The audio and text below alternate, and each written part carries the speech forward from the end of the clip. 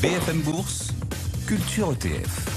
Chaque vendredi avant le week-end, optimisez vos chances en bourse en laissant faire la tendance en toute paresse, juste en investissant à travers les ETF. Bonjour Julie. C'est le thermomètre du stress en bourse. On va parler aujourd'hui du VIX, de l'indice de la peur qui revient sur les radars des investisseurs en ce début d'année. Est-ce que la peur est un bon moteur d'investissement? On va faire le point aujourd'hui avec Ronnie Michali pour Galilée AM. Bonjour Ronnie. Bonjour Julie. Merci d'être avec nous. Alors on va en parler de ces ETF adossés au VIX, mais d'abord on est mi-février. On en est où au niveau des flux des ETF depuis le début de l'année? Alors, déjà pour rappeler, en 2025, on a battu le record qui était celui de 2024 à 247 milliards de collecte. On était à 325 milliards en 2025. Et là, ça continue, ça s'accélère. En janvier 2026, on est à 48 milliards de collecte, rien que sur le mois. Et la semaine dernière, encore 11 milliards de collecte. Bon, alors c'est les actions qui en profitent le plus, 80% des flux qui vont sur les actions la semaine dernière, 15% sur les obliques et 5% sur les matières premières. Attention, on enregistre des retraits sur les ETF actions US et au profit d'un repositionnement sur l'Europe. Donc il y a un petit glissement vers l'Europe qui se voit aussi un petit peu dans les performances. Alors il y a un glissement, d'accord, mais quand même, les investisseurs aujourd'hui, ils se ruent massivement sur des ETF actions, sur des ETF banques, sur des ETF défense. On a l'impression que plus personne s'occupe de protéger son portefeuille contre un choc qui pourrait être brutal. Est-ce que les ETF VIX, ils sont les grands oubliés de ce début d'année ? Alors les ETF VIX, effectivement, la collecte est vraiment fine.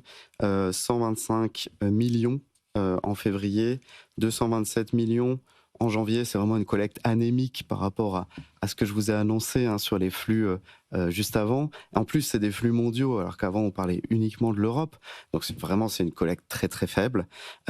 Et même si l'indice VIX, finalement, il prend 46% depuis le début de l'année, et les ETF qui le suivent, c'est pas du tout le cas.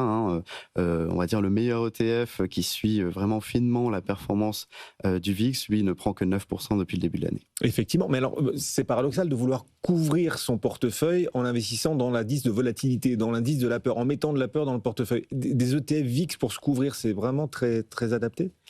Alors en fait, vous savez Guillaume, le marché, il monte en escalier et puis il descend en ascenseur.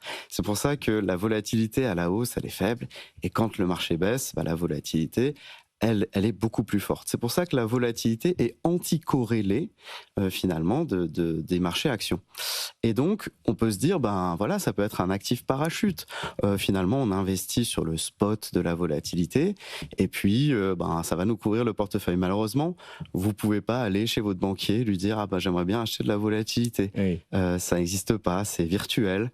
Et donc, en fait, vous êtes obligé d'aller sur des futurs. C'est comme si vous investissez sur le pétrole. Si vous voulez pas être livré en camion-citerne, il vaut mieux aller sur les futurs. Donc, lorsqu'on investit sur la volatilité, on va aller sur les futurs. Et comme les futurs, ils arrivent à maturité, il faut les remplacer. Donc, le futur le plus proche en termes de maturité arrive à maturité, et il faut le vendre, il faut aller sur le second, oui, etc. Et à chaque fois, ça entraîne des coûts.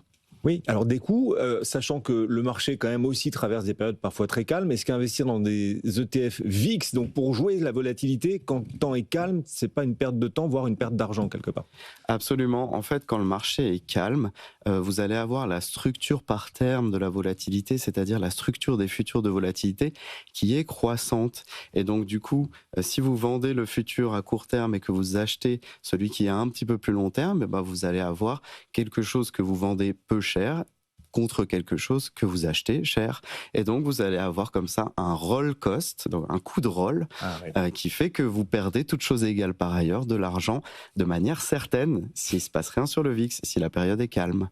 Et alors, d'un point de vue pratique, Ronnie, quel est le bon horizon de temps pour ce type d'ETF? Et d'ailleurs, est-ce que vous avez une allocation à nous suggérer qui serait bien équilibrée? Alors, si vous êtes en ETF long, c'est-à-dire que vous achetez vraiment et vous pensez que la volatilité va monter, à ce moment-là, ça peut être utile, mais il faut les garder de manière court terme. C'est de manière très courte. Si vous les gardez sur le long terme, vous risquez de perdre jusqu'à presque la totalité de ce que vous avez mis dessus.